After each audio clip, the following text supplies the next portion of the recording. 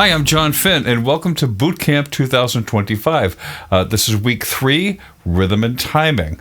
So, why are rhythm and timing important? Well, I think some of that is going to be kind of obvious, but rhythm and timing, the thing that's hard about rhythm and timing is that you can't really point to a quarter note on the instrument. The kind of thing, it's more in your concept and in your head. Being really good at rhythm and timing, one of the benefits is going to be your ability to play more intuitively with your bandmates. If you want to play in a band, having a great sense of time makes you a far more valuable player. So one of the things I think about is back in the day, I was on the road with this band, and the drummer in the band really wanted me to get better at timing. So he kind of said, he came to me when he was the leader of the band, and he said to me, he said, "Okay, I tell you what, we're going to play this funky tune, and when we get to this part of the tune, everybody's going to stop, and you have to keep playing the rhythm. Now, if you lose any dancers on the dance floor, then you owe every member of the band $5, and we're going to continue that until you stop losing dancers." So, I was a kid. What did I know? So, so the first night, the band stops, and I'm doing my funky rhythm guitar part, and half the dance floor leaves. So, I kind of thought, well, okay, so $5 to each band member, and now I got to go back and try it again the next night. So the next night I got a little bit better, and a little bit better. And one of the things I started to figure out was that what I had to be able to do was sort of create a similar feeling that the band was feeling together. This drummer, he was one of these guys, he wasn't really an amazing drummer, but he had a great feel. If he was going, bop, boom, bop, like he would play in a way that it would just really sort of entice people to come on the dance floor and just kind of dance with us. I started realizing that that's what he was trying to teach me. So the next night I just kind of went,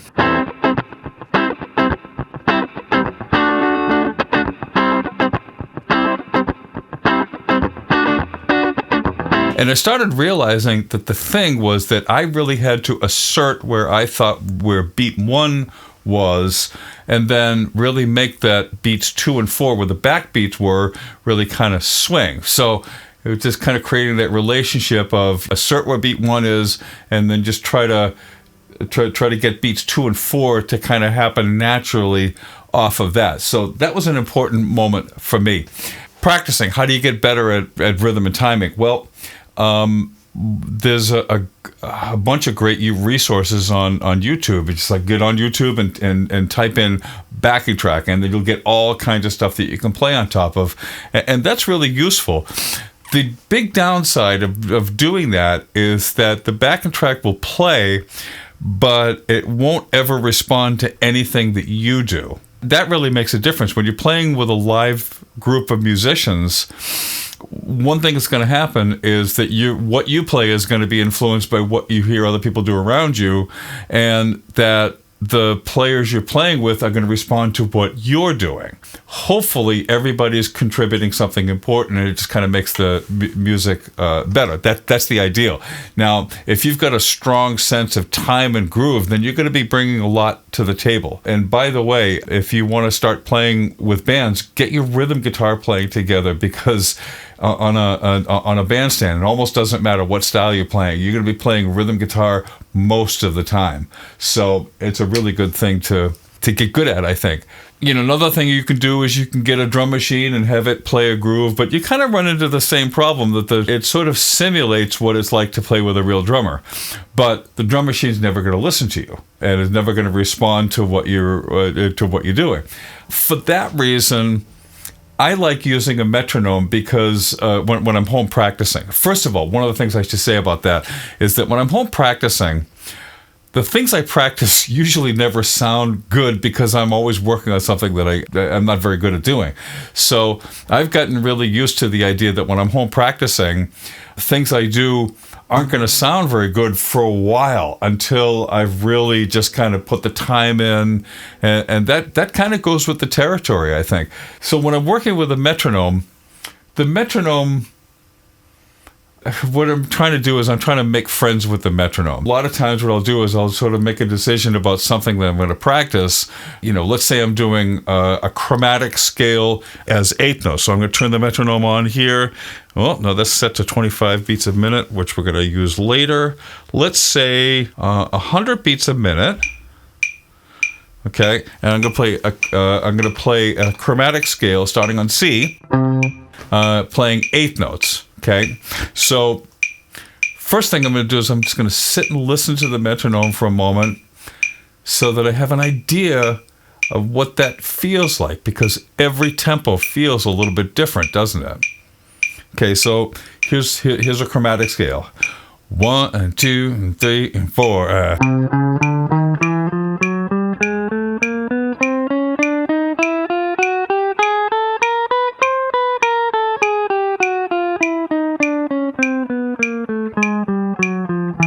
One more time.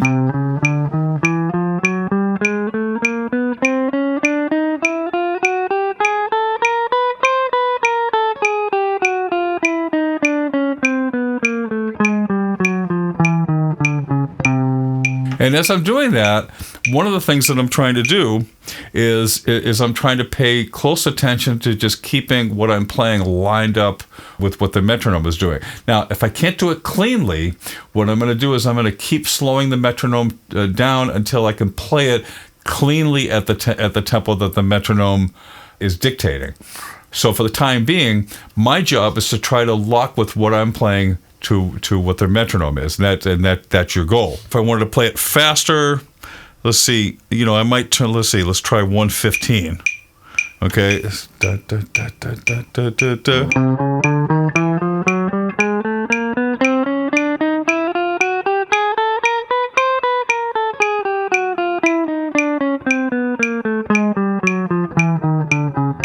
And again, my goal is to just have it to be nice and clean. When you play something like that, what you want to do is start at a tempo that you feel comfortable with, and if you're looking to increase your chops, just gradually increase the tempo until you get into the land where it starts to feel a little bit uncomfortable, and then keep working at that until you can do it comfortably at that tempo.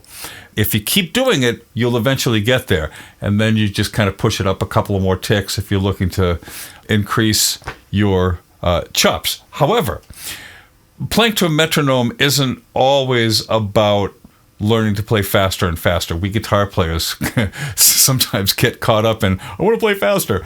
I have a couple of exercises that I wanted to bring to the table. This first one, I think I'm going to start at 70 beats a minute. So here's a picking exercise. And what I'm going to do is I'm going to insert different types of rhythms to it. Okay, so the first one, I'm going to play eighth notes, then I'm going to play eighth note triplets, then I'm going to play 16th notes, then 16th note triplets, then 16th notes, then eighth note triplets, then eighth notes. Now, the thing that's going to be challenging is when I play eighth notes, it's going to take 3 measures of 4/4 to complete the pattern. Where if I'm playing the triplets, it's going to take 2 measures. So I'm going to be hanging a little bit longer on each of the either 4s or 8s for 3 measures, and then the 3s or 6s as 2 measures. Okay, so let's see what this is like. Okay, 1, 2, 3, 4.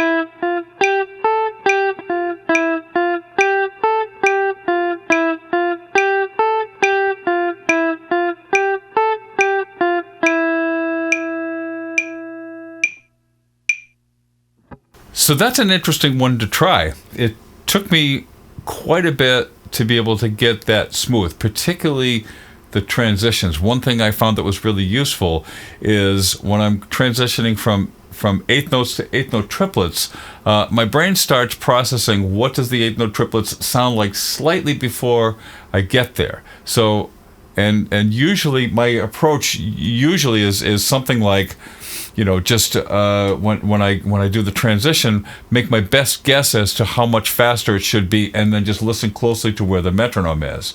And if you repeat that enough times, you'll start to just be able to do it. It's really good for just learning how to subdivide the click, which is now quick, click, and quarter notes, several different ways. Here's another one. This one's actually quite a bit harder. What this one's going to do is I'm going to play a G Mixolydian scale, and I'm going to keep adding notes to the pattern. So what I'm going to do is I'm going to start by playing eighth note triplets, and I'm going to go to 16th notes, then quintuplets, then sextuplets or 16th note triplets, then septuplets, which is 7 notes per beat, and then 32nd notes, which is 8 per beat, and then back to 7, then 6, then 5, then 4, then 3. So for this one, I'm going to set the metronome to 55 beats a minute. Okay. 1, 2, 3, 4.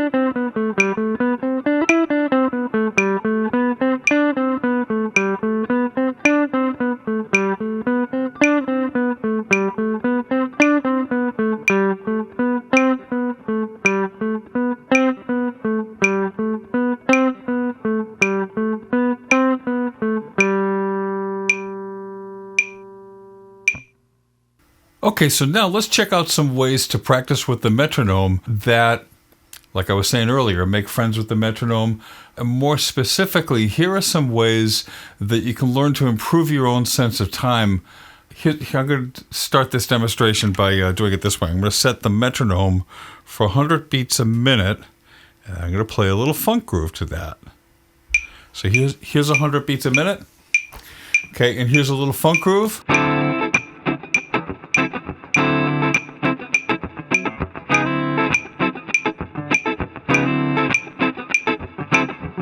Okay, so that's fine. You can hear that what I'm playing kind of matches up with the metronome. The thing about that is that if I have the metronome clicking every beat, then I'm following the metronome as opposed to sort of asserting my own sense of time. So if I do it this way,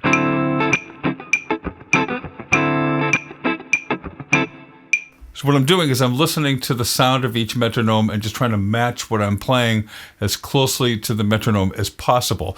So, all right, so what I'm going to do here is I'm going to put a little bit of a spin on it. I'm going to set the metronome to 50 beats a minute, which is half as fast. Okay? But now what I'm going to do is I'm going to set the metronome to play on beats 2 and 4. Now, how do I do that? The metronome is just going to click at 50 beats a minute. So the way I do that is just pretend that each click is beating on beats 2 and 4. 2, 4, 2, 4, 1, 2, 3, 4, 1, 2, 3, 4, 1, 2, 3, 4.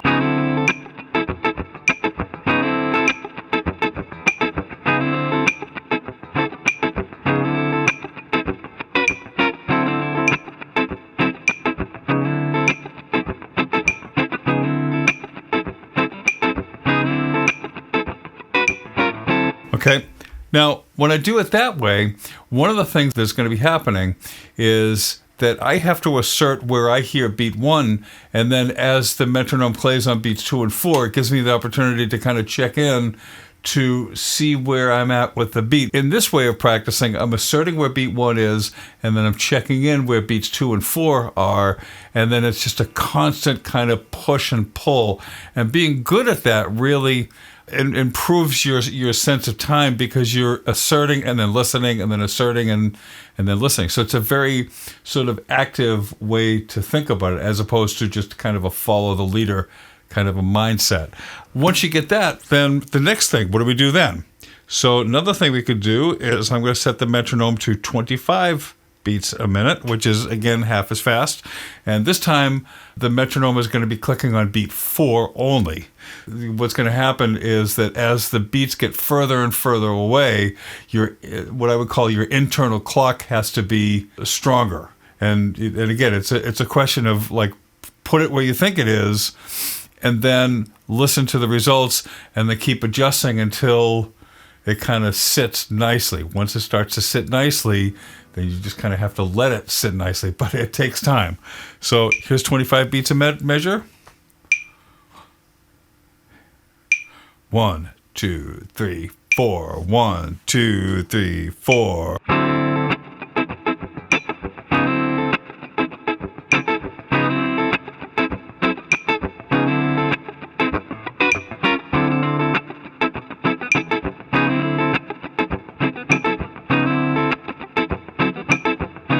Two, three, 4. 1, 2, 3, 4.